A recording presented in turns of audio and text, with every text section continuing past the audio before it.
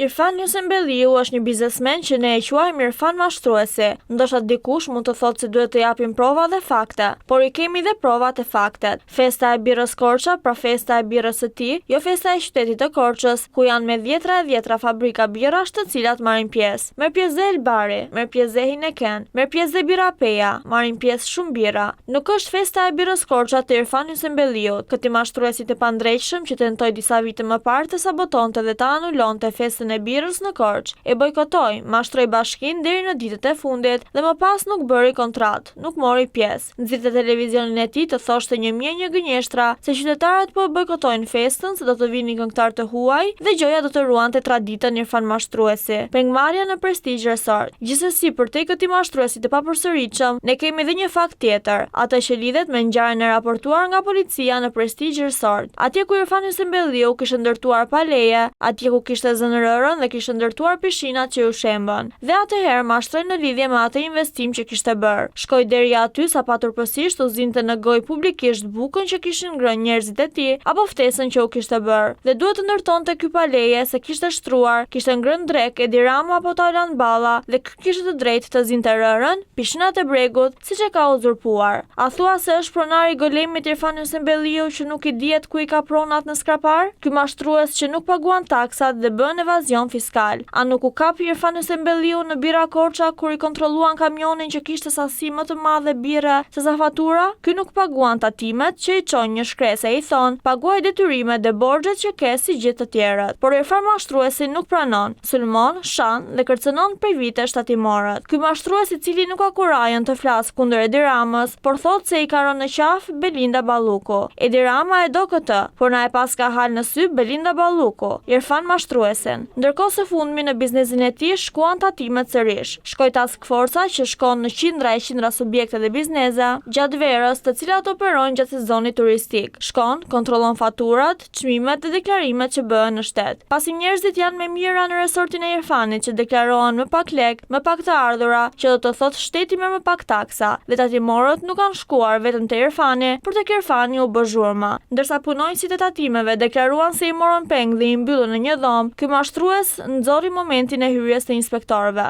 Irfani kundër shtetit. Nuk duhet i shkojnë tatimet Irfan mashtruesit se Irfani është shteti. Jo, në fakt Irfani është kundër shtetit. Irfani nuk i paguan furnitorët dhe i vënon me muaj, me qindra ditë, lekët e bukës së gojës. Irfani është i mbytur në borxhe me bankat. Ndoshta ka vendosur sa të mbytet në një legend me borxhe, do të mbytet në një oqean me borxhe. Kështu negocioi me ato dhe i fali përqindjet, uli interesat dhe i uli detyrimet. Kështu kërkon ta bëjë dhe me shtetin Irfan Ysembelliu, të rri dhe të mos paguaj taksa, mos të paguaj sigurimet gazetarëve, tu avonoj rrogat nga 2-3 muaj, mos të paguaj detyrimet në tatime, dhe kur i shkojnë tatimet për kontroll si një subjekt me risk, sepse ka pasur miliona e miliona euro detyrime, kërcen pupthi Irfan Ysembelliu. Irfan Ysembelliu ka dalë kundër shtetit, nuk do të paguaj taksën. Gënjen, mashtron me detyrimet. Këtë e ka bërë dhe me privat, e ka bërë dhe me kredi, siç e tha më lart. Çfarë fshej Irfan Ysembelliu? Vajtja e tatimeve dhe inspektorëve në resortin e Irfan Ysembelliut është detyrë që e bën task forca në çdo biznes. Por Fania, bërtet e ulëret, nuk do t'i dorëzoj kompjuteret. Por çfarë problemi kanë këta kompjuter? Çfarë fshehin brenda që Irfani nuk do t'i dorëzoj? A mos valla ata kompjuter fshehin diçka tjetër? Tregojnë gjën e vërtet që ka Irfani në biznese dhe jo atë që deklaron? A mos vall ka programe ku nuk priten faturat fiskale dhe printohen të tjera fatura paralele për të ulur xhiron dhe për të mos deklaruar?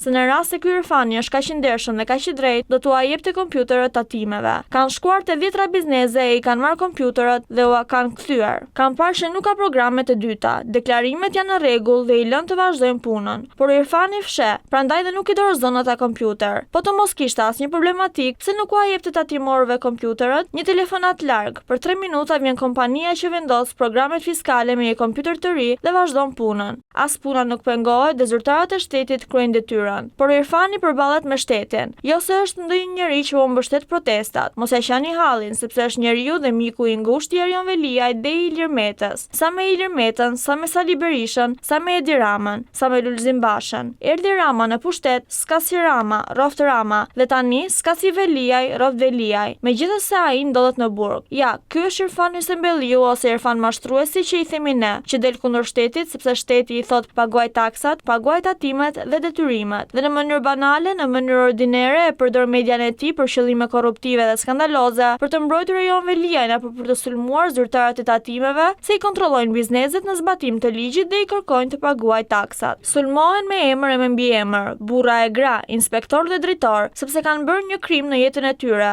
Kanë shkuar të kontrollojnë Irfan mashtruesin. Irfan Ysembelliu duhet të kontrollohet më shumë se çdo biznes tjetër, sepse ai është shkapur duke mos paguar taksat dhe është shkapur duke mashtruar shtetin. Dhe për më tepër, nuk duhet të lihet thjesht me procedura zyrtare për mbledhje borxhesh, por duhet të çohet përpara drejtësisë dhe të ndiqet e të marrë përgjegjësinë ligjore. Jo të çohen disa letra dhe të mbyllin prokurorët që duan qoka, se kanë frikë se Irfani i sulmon në televizion. Irfani ka dalë kundër shtetit. Shteti nuk ka pse del kundër Irfanit. Shteti thjesht kërkon llogari të paguajë taksat. Dhe çdo kusht tjetër që e mbron Irfanin, mos kujtoni se e duan kaq shumë këtë mashtrues që është pronar mediash, por duan të kenë hapësirë mediatike dhe asgjë më shumë se kaq.